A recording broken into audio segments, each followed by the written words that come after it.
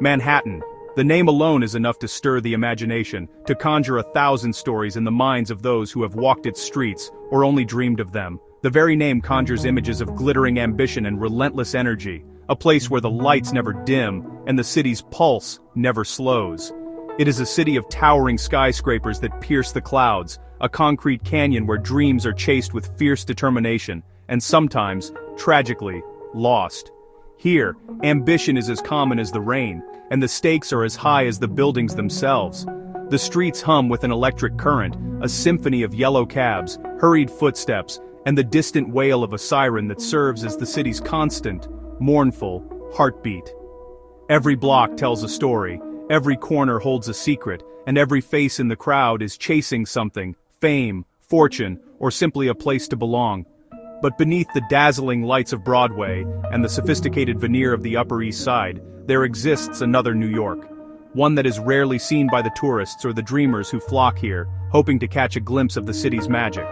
This is a city of shadows, of secrets whispered in dimly lit alleys and stories that unfold behind the closed doors of elegant brownstones. In these quiet spaces, the city's true nature is revealed, not just its triumphs, but its tragedies, its betrayals, and its darkest fears. It is a place where the line between success and desperation can become perilously thin, and where the promise of a new life can sometimes lead to a sudden, violent end. For every story of hope, there is another of heartbreak, and for every dream realized, there is one that is shattered. On the night of September 28, 2025, the city's familiar rhythm was pierced by a discordant note of pure horror. The ordinary chaos of New York was replaced by something far more sinister, something that would haunt the city for weeks to come. The rain had been falling for hours, a relentless downpour that slicked the asphalt and cast distorted reflections of the city's neon glow. The storm seemed to wash the city clean, but in reality, it only deepened the shadows, making the night feel endless and impenetrable. It was the kind of night that drives people indoors, seeking warmth and shelter from the storm. Windows glowed with the soft light of home, and the city's millions retreated behind locked doors, grateful for the comfort of familiarity. But in one particular apartment, nestled in the heart of one of Manhattan's most affluent neighborhoods, a different kind of storm had already raged. Here, behind a facade of luxury and security, something unthinkable had taken place. This one left no broken windows or toppled trees in its wake. The world outside remained untouched, oblivious to the violence that had erupted within. Instead, it left behind an unnerving silence, a scene of meticulously orchestrated violence that would soon send a shudder of fear through the 8 million souls who called this city home. The echoes of what happened there would ripple outward, touching lives far beyond those four walls. The perfect crime, some would later call it, a mystery so complete, so chilling in its execution, that it seemed almost unreal. A puzzle with no solution. Every clue seemed to lead only to more questions. Every answer dissolved into uncertainty. The address was on East 72nd Street, a block where doormen stand sentinel and the hum of the city seems a little more distant. Here, the world is quieter, more refined, and the troubles of the city feel far away, until they are not. It was not the kind of place one associates with brutal, inexplicable crime. The very idea seemed impossible, a contradiction to the order and privilege that defined the neighborhood. Here, life was meant to be orderly, protected, and predictable. Residents paid a premium for peace of mind, for the illusion that nothing could go wrong behind these stately facades. The news, when it finally broke, would feel like a violation, an intrusion of the chaos of the outside world into a sanctuary of privilege. The shock was immediate, the fear palpable, as neighbors realized that even here, safety was an illusion. The initial reports were sparse, filled with the cold official language of a police blotter. There were no details, only the barest facts, and yet the implications were chilling. 2 women, deceased, an ongoing investigation. The words were clinical, detached, but the reality behind them was anything but. But the whispers began almost immediately, spreading through the building, then the neighborhood, and finally, through the city's insatiable media machine. Rumors grew with every retelling, each version more sensational than the last. The story that emerged was far more chilling than the initial headlines could ever convey. It was a tale of trust betrayed, of lives cut short, and of a killer who seemed to vanish into thin air. This was not a random act of violence. It was not the work of a stranger passing through, but something far more deliberate. It was something else entirely, something that defied easy explanation, that left even the most experienced investigators grasping for answers. Something colder, more personal, and infinitely more terrifying. The kind of crime that makes you question how well you really know the people around you. The details that trickled out spoke of a crime scene that was both chaotic and disturbingly clean, a paradox that baffled the most seasoned detectives. Every surface was wiped, every trace carefully erased, as if the killer had rehearsed every move. There was no forced entry, suggesting the victims had welcomed their killer into their home, perhaps even into their lives. The sense of betrayal was as profound as the violence itself. There were no obvious signs of a struggle, no DNA carelessly left behind, no fingerprints to guide the hand of justice.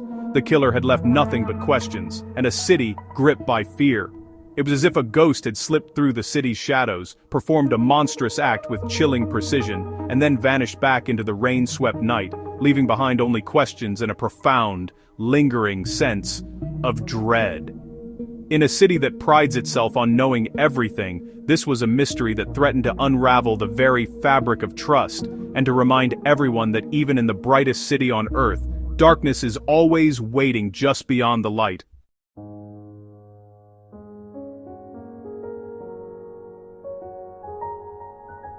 In the annals of true crime, certain cases earn a grim moniker, a title that captures their particular brand of horror. This one was quickly dubbed The Perfect Murder. It was a name born from the initial frustration of investigators who arrived to find a scene that seemed to defy forensic science. The killer, it appeared, had thought of everything.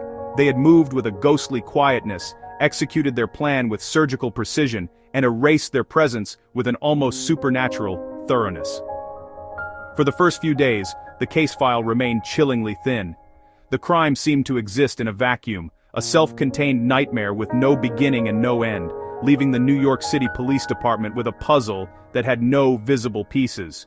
The term perfect murder is, of course, a misnomer, a challenge to law enforcement and a taunt to the fabric of society.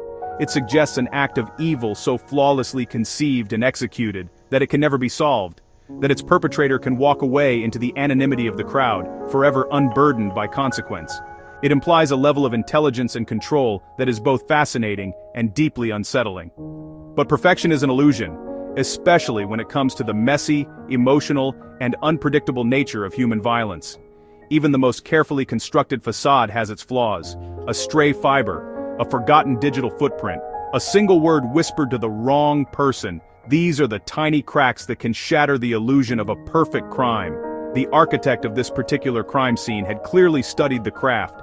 The victims were discovered in a way that seemed staged, almost theatrical, as if to deliberately mislead and confuse. The apartment, while showing subtle signs of a confrontation, had been wiped clean of the usual telltale evidence. It was the kind of scene that speaks not of panicked rage, but of cold, calculated intent. The killer had not just taken 2 lives, they had attempted to erase the very fact of their involvement, to create a story that would lead investigators down a dozen dead-end paths.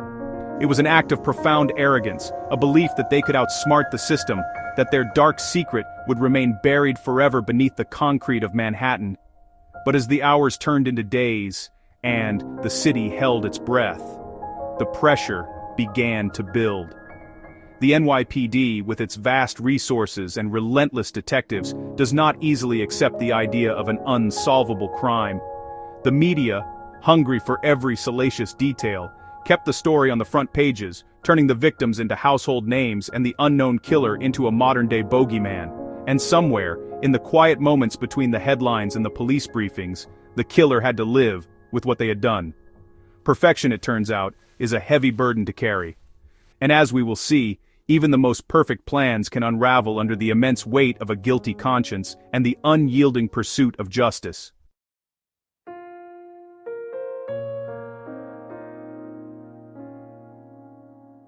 To understand the magnitude of the crime, you must first understand the brilliance of the lives that were extinguished. Emily Thompson and Sarah Klein were more than just names on a police report. They were vibrant, ambitious young women who had come to New York City with stars in their eyes and a shared dream in their hearts. Both 24 years old, they were beacons of talent and determination, navigating the exhilarating but often brutal world of professional dance. They were the kind of people who light up a room, whose energy is infectious, and whose futures seem limitless. They had left their small-town roots in Akron, Ohio, behind, trading quiet suburban streets for the relentless pace and infinite promise of the big city. Their apartment on the Upper East Side was not just a place to live, it was a symbol of their success, a testament to how far they had come. It was their sanctuary from the demanding world of auditions, rehearsals, and the constant hustle required to make it in the city that never sleeps.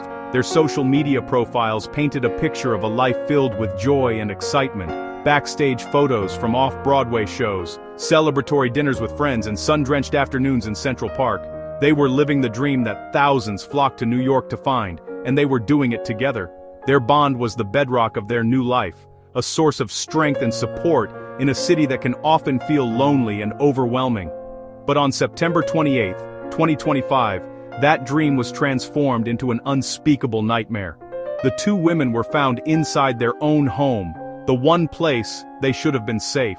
The details of their deaths were brutal and intimate. They had been bound and then strangled, their lives stolen from them in an act of shocking personal violence. The scene left no doubt that the killer was driven by something far more sinister than simple robbery.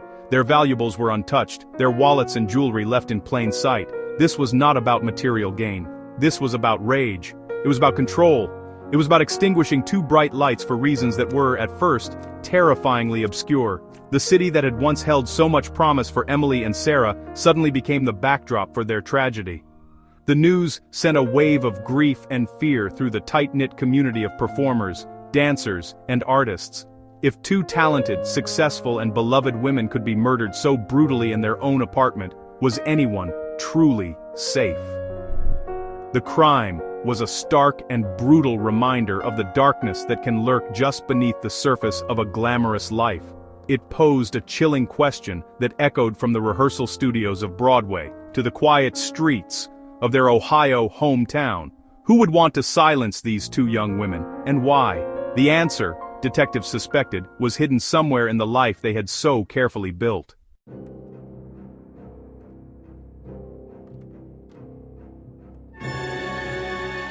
Emily Thompson and Sarah Klein were not just roommates who split the rent on an expensive Manhattan apartment. They were, by all accounts, soul sisters. Their friendship was forged years earlier, in the familiar setting of a high school dance class in Akron, Ohio. It was a bond built on shared passions, mutual respect, and the kind of deep, unwavering support that is rare and precious.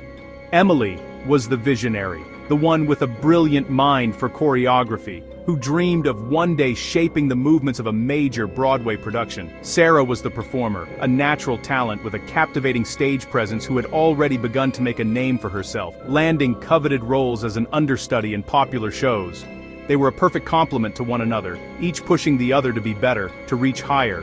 When they made the daunting decision to move to New York, they did so as a team. They navigated the complexities of the city together, from finding an apartment to enduring the endless cycle of auditions and rejections. Their shared journey was a source of immense strength. In an industry known for its cutthroat competition and fleeting alliances, their friendship was a constant.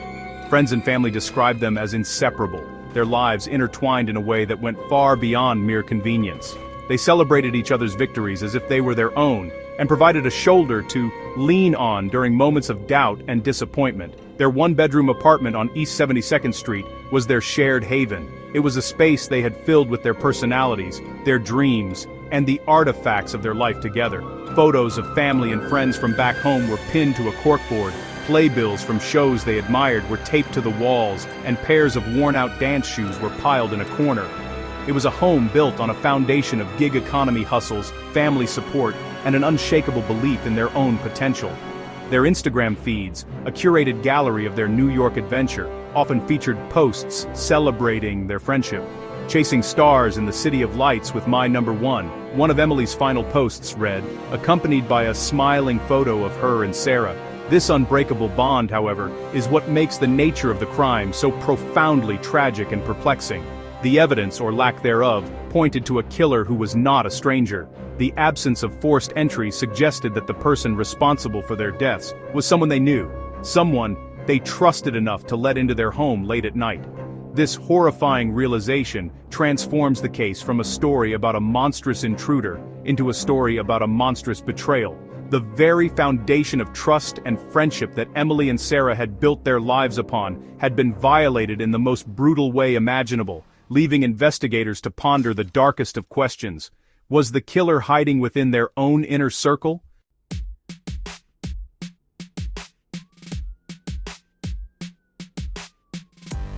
In the immediate aftermath of the discovery, the crime scene on East 72nd Street became the epicenter of a storm of speculation. Every detail, no matter how small, was scrutinized by detectives, journalists, and a public captivated by the unfolding mystery. The lack of forced entry was the first and most significant clue, a silent testament to the fact that the killer had likely been invited inside. This single detail dramatically narrowed the theoretical pool of suspects from millions of anonymous city dwellers to a much smaller, more intimate group: the friends, lovers, and professional rivals who populated Emily and Sarah's world. The perfect murder, it seemed, was rooted in a personal connection. The questions began to multiply, each one leading to a new, more disturbing possibility. Who had they seen on that final night? Witnesses from a cast party they attended reported that the two women were in high spirits, celebrating a recent career victory for Sarah. They had left together, seemingly happy and safe, and took an Uber home. Security footage from their building's lobby captured them entering just before midnight, laughing and leaning on each other. What happened in the minutes and hours that followed? Who else knew they would be home? Who had a key, or who knew them well enough that they would unlatch the door without a second thought? The initial theory, floated by some, that of a double suicide pact, was quickly and emphatically dismissed by the medical examiner and by everyone who knew the two women. The manner of their death, strangulation, was an act of violence, not of despair. Furthermore, their lives were on an upward trajectory. Sarah had just landed a significant role, and Emily was gaining recognition for her choreography.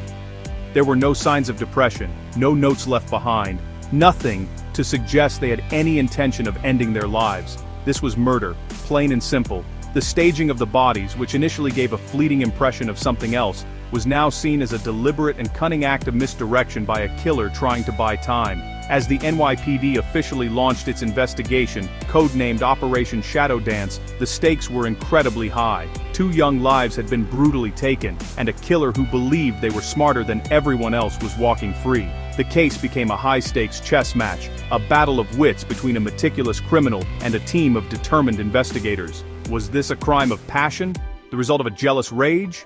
Was it fueled by professional envy in the hyper-competitive world of New York theater? Or was there a darker, more complex motive lurking beneath the surface, a secret that one or both of the women knew that ultimately cost them their lives? The city waited, and the search for answers began.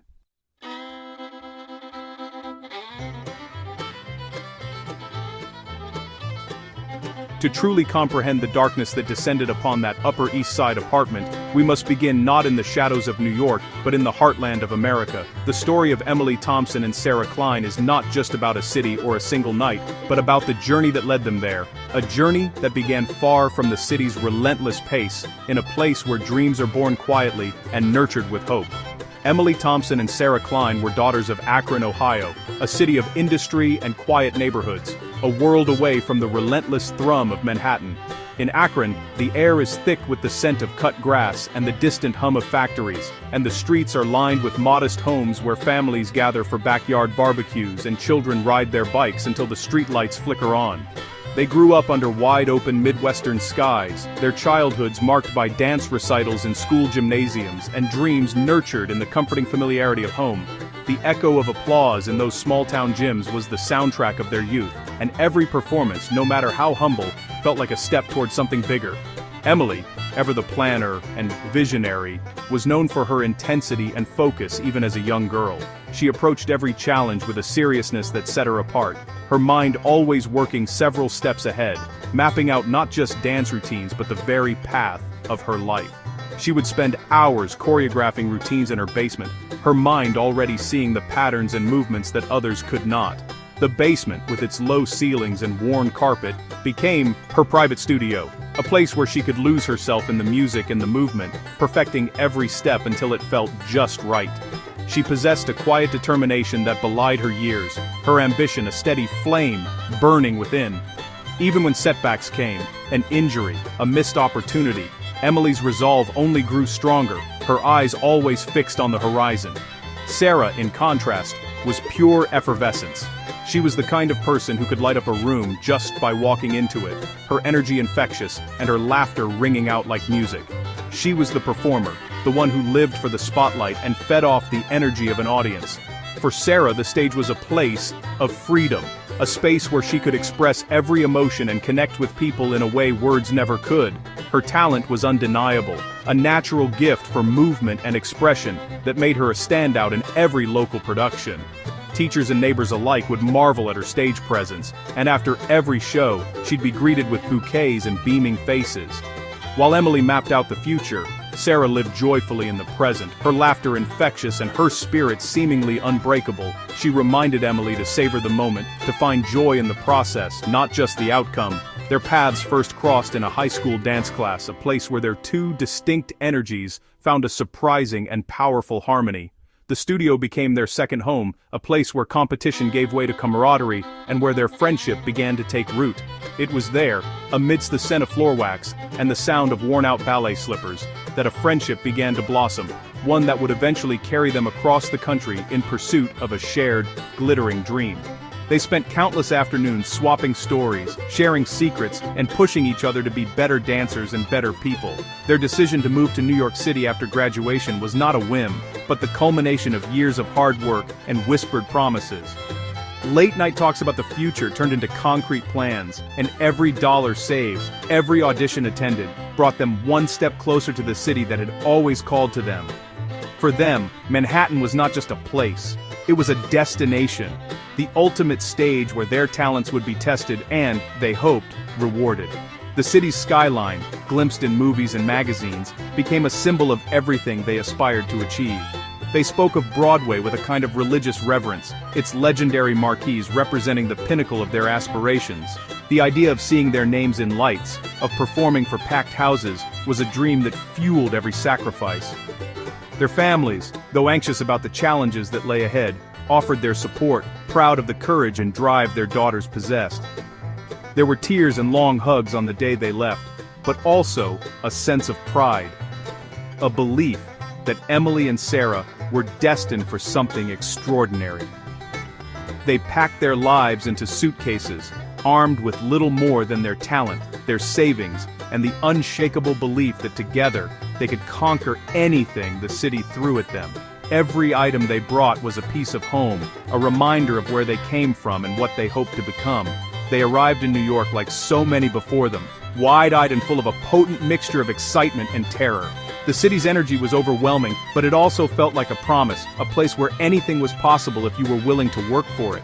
The city was a sensory overload, a whirlwind of noise, light, and motion that was both intoxicating and intimidating. Every street corner buzzed with possibility, but also with the sobering reality of how many others were chasing the same dream. They were no longer the big fish in a small pond. They were two tiny drops in an ocean of hopefuls, all vying for the same limited opportunities. The competition was fierce, and rejection became a familiar companion, but so did resilience. But they were not deterred. Each setback only strengthened their resolve, and together, they found the courage to keep moving forward. They saw the city not as an obstacle, but as a challenge to be met. Every audition, every long day, spent rehearsing in cramped studios, was another step toward their goal.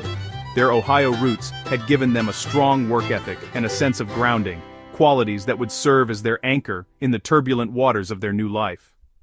The lessons learned in Akron, perseverance, humility, and the value of true friendship, became their guiding stars. They were ready to work, to hustle, and to carve out their own small piece of the Big Apple. In the city that never sleeps, Emily and Sarah were determined to make their mark, no matter how long it took or how hard the road ahead might be.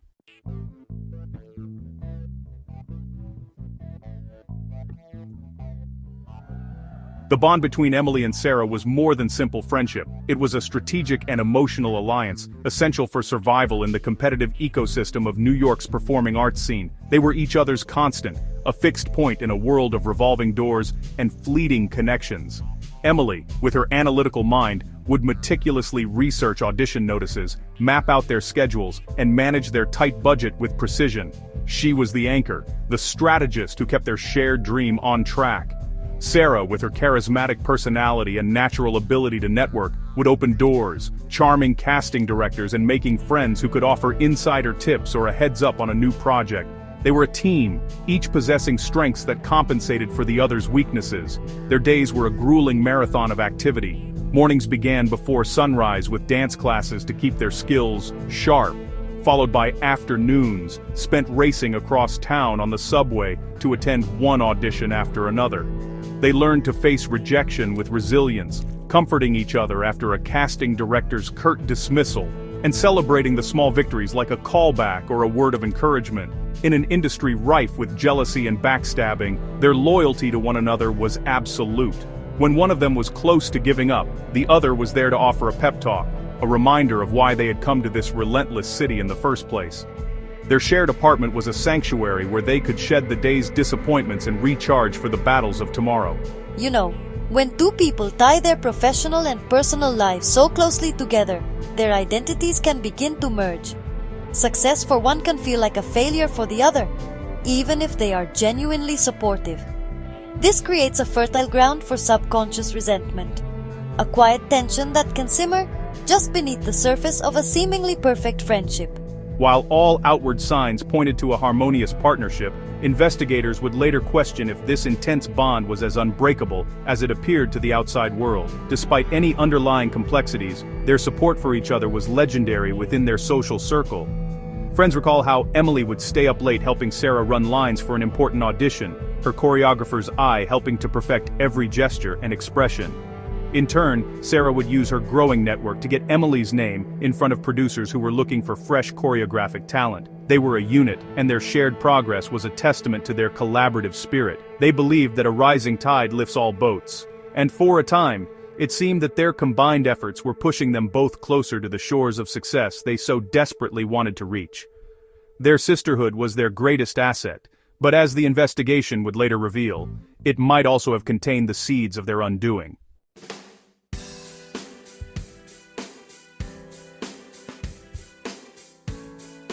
Living in Manhattan is, well, a dream with a pretty hefty price tag, and for Emily and Sarah, making ends meet was a constant struggle. The rent for their small one-bedroom apartment on East 72nd Street, while modest by the neighborhood's standards, was a financial mountain they had to climb each and every month.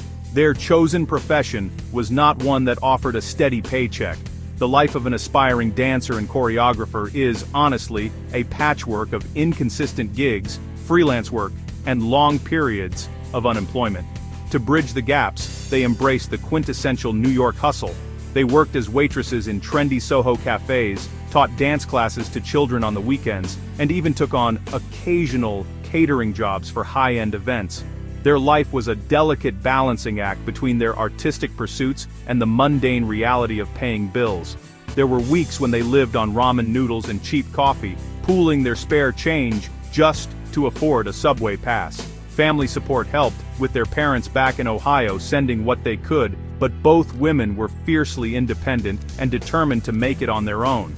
This financial pressure was a constant low-level hum of anxiety beneath the surface of their exciting new lives. It added a layer of desperation to their auditions. Landing a role wasn't just about artistic fulfillment, it was about survival. It meant being able to pay the rent, buy groceries, and continue chasing the dream for another month. This financial precarity made them vulnerable. It forced them to interact with a wide and varied cast of characters across the city, from demanding restaurant managers to wealthy clients at catered parties. As former NYPD Detective Mike Riley points out, this expanded their circle far beyond the relatively safe confines of the dance world. When you're hustling to survive in a city like New York, you cross paths with a lot of people. You're putting yourself in different environments, sometimes late at night, often with strangers. Each of those interactions is a potential point of contact with someone who might not have your best interests at heart. It exponentially increases the list of potential persons of interest in a case like this. Their apartment, a symbol of their hard-won independence, was also their biggest financial burden. It represented the life they wanted to live, but its cost was a source of significant stress. They had scraped together the security deposit and first month's rent with a combination of savings, family loans, and a cash advance from a credit card. Maintaining that foothold in one of the city's most desirable neighborhoods was a relentless battle. This pressure to succeed, to justify the sacrifices they were making, added an extra layer of intensity to their professional ambitions. The stakes were not just artistic, they were deeply personal and financial. Every audition was a chance to finally break through, to achieve the financial stability that would allow them to focus solely on their art.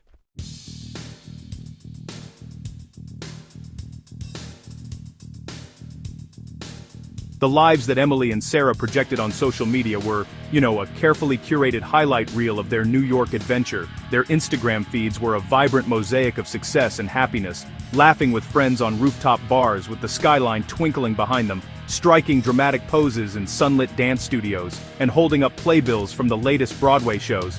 Their posts were filled with inspirational captions about chasing dreams and embracing the journey. To their friends and family back in Ohio, and to the thousands of followers who lived vicariously through them, they were the embodiment of the Manhattan dream. They made it look easy, glamorous, and endlessly exciting, almost like a real-life version of a television drama about making it in the big city. But behind the filtered photos and cheerful captions, a more complicated reality was unfolding. The immense pressure to succeed in such a competitive field was beginning to take its toll. The constant rejection, the financial instability, and the sheer exhaustion of their daily routine created an environment where tensions could easily fester. Friends who were close to the pair later revealed to investigators that the last few months had been particularly stressful. The easy camaraderie that had once defined their relationship was occasionally strained by moments of frustration and quiet competition. They were still best friends, but the weight of their shared ambition was becoming increasingly heavy to bear. These cracks beneath the surface were subtle, but they were there. There were hushed arguments late at night, overheard by neighbors through the thin apartment walls. The topics varied, from money and shared responsibilities to professional jealousies that were never fully spoken aloud. A friend later recounted an incident where Emily had expressed frustration that Sarah's performing career seemed to be advancing faster than her own choreographic ambitions. It was a fleeting moment of envy, quickly dismissed, but it offered a glimpse into the complex emotions that churned beneath their united front. The dream they were chasing together was a singular one, but there were two people running the race, and it was becoming clear that they were not always running at the same pace. This hidden tension is a critical element for investigators in understanding the psychological landscape of the victims' lives. The perfect image they presented to the world was a form of armor, protecting them from the harsh realities of their struggle, but that armor also hid the vulnerabilities and conflicts that might have made them targets. In homicide investigations, we always look for the disparity between the public persona and the private reality. It's in that gap that we often find the motive. The killer is frequently someone who was privy to the secrets, the arguments, and the resentments that were carefully hidden from the public eye. The glamorous life of Emily and Sarah was in truth an illusion. The reality of their final months was far more complex and dangerous than their Instagram followers could ever have imagined.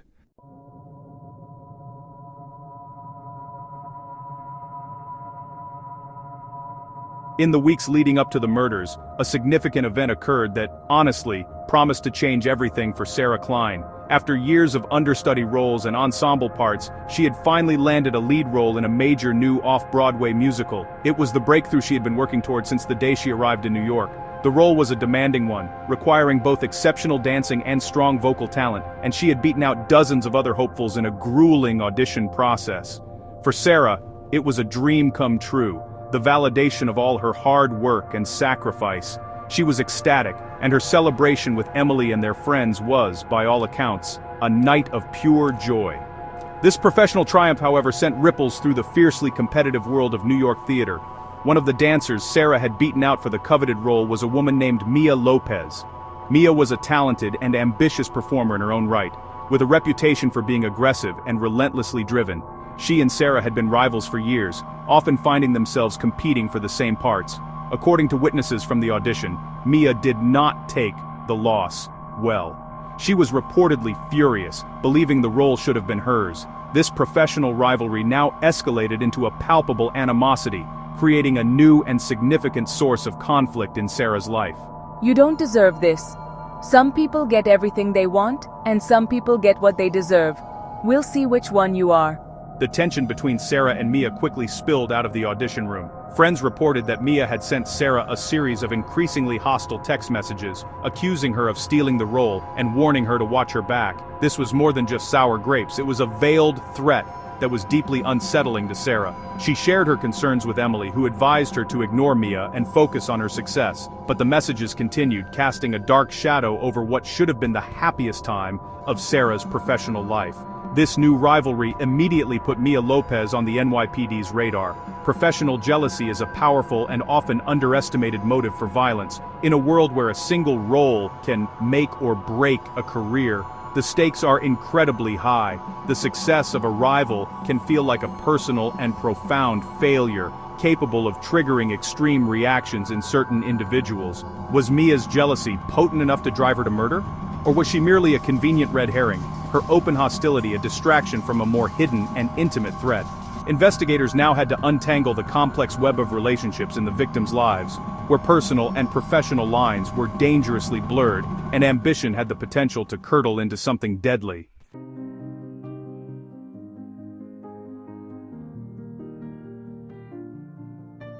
While Sarah was navigating a new professional rivalry, Emily was dealing with a messy and complicated situation much closer to home, one that would soon spiral far beyond the walls of their apartment. Her ex-boyfriend, Jake Harlan, had become a fixture in their small apartment, his presence lingering like a shadow that refused to leave.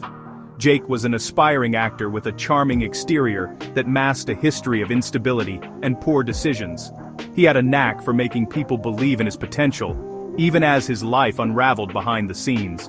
He and Emily had dated for about a year, a passionate but tumultuous relationship that had ended a few months prior. Their time together was marked by intense highs and crushing lows, the kind of romance that burns bright and fast before collapsing under its own weight. Despite the breakup, Jake had managed to remain in their lives, crashing on their living room couch for a few days, that had stretched into several weeks. What started as a temporary arrangement quickly became a source of daily frustration. His presence was a source of growing tension in the apartment, an unwelcome reminder of a relationship that Emily was trying to leave behind. Jake's situation was precarious, and his mood swings only added to the discomfort. His acting career was going nowhere, and he was struggling with what he claimed were financial troubles. The bills piled up, and his excuses grew more elaborate by the day. In reality, as investigators would later uncover, he was deep in debt to loan sharks due to a serious gambling problem. Jake's addiction had led him down a dangerous path, one paved with broken promises and mounting threats. He owed a significant amount of money, upwards of $50,000, and his creditors were becoming increasingly aggressive. The letters and phone calls were relentless, each one more menacing than the last. He saw Emily's kindness and her stable home as a refuge, a place to hide from the problems that were closing in on him. The apartment became his sanctuary, even as it became Emily's prison. He played on her sympathy, promising he would get back on his feet soon, all while his desperation grew. Each day his stories became more desperate, his pleas more urgent. Look, Emily, I just need a little more time, okay? I'm working on a couple of auditions and something's bound to come through. Things are rough, but I swear I'm gonna fix this. I just need you to trust me a little longer. I just need to stay here a bit longer. I don't have anywhere else to go right now. Sarah was less patient with the situation, frequently complaining to Emily that Jake had overstayed his welcome and was taking advantage of her generosity. She saw through his charm and was growing increasingly frustrated by his constant presence. The arguments about Jake became more frequent and more heated. The apartment, once a place of comfort, now felt like a battleground. Emily, caught between her loyalty to Sarah and a lingering sense of responsibility for Jake, was under immense stress. She felt trapped, unable to please either of them, and the tension was taking its toll. The final straw came when Emily discovered the true extent of Jake's debts and the dangerous people he was involved with. She realized that his problems were not just personal. They were putting everyone in the apartment at risk. She confronted him, demanding that he leave their apartment immediately. The confrontation was long overdue, and Emily's patience had finally run out. The confrontation, which a neighbor later described as a major shouting match, was explosive. Voices echoed through the hallway, drawing the attention of everyone nearby. Emily, you can't just kick me out. You know I've got nowhere else to go. You know what'll happen if I have to go back out there. Those people are after me, Emily. You don't understand what they're capable of. Emily threatened to expose his secrets, to tell his family and anyone who would listen about his gambling and his debts. She was done protecting him, and her resolve was clear. For Jake, this threat was catastrophic. The thought of his double life being revealed sent him into a panic. If his secret life was revealed, he would have nowhere left to turn. The walls were closing in, and he was running out of options. Jake's desperation reached a fever pitch. He began to fear not just for his reputation, but for his safety. The pressure from his creditors was mounting, and now, Emily's ultimatum threatened to destroy the last bit of stability he had. This conflict placed Jake Harlan at the very top of the suspect list. Investigators saw a man with everything to lose and a history of making bad choices when cornered. He had a clear motive: silence. If Emily went public, Jake's life would unravel completely. Emily knew his secret, and was threatening to use it against him. The stakes had never been higher. Her threat represented an existential danger to him, one that could lead to dire consequences from his creditors. The fear of retribution was real, and Jake was running out of time. He was present in the apartment, he was desperate, and he was volatile. The perfect storm was brewing, and everyone could feel it. When you're looking for a killer, you look for the person with the most to lose, the one whose world is about to collapse. In this case, Jake Harlan stood to lose everything. His home, his reputation, his freedom, his safety, maybe even his life. The pressure was enough to make anyone snap. That's a powerful motivator for a desperate man. And Jake was as desperate as they come. The ex-boyfriend on the couch was no longer just a nuisance. He was a prime suspect with a compelling reason to want Emily silenced permanently. In the eyes of the law, motive and opportunity had collided, and Jake Harlan was now at the center of a storm that threatened to destroy them all.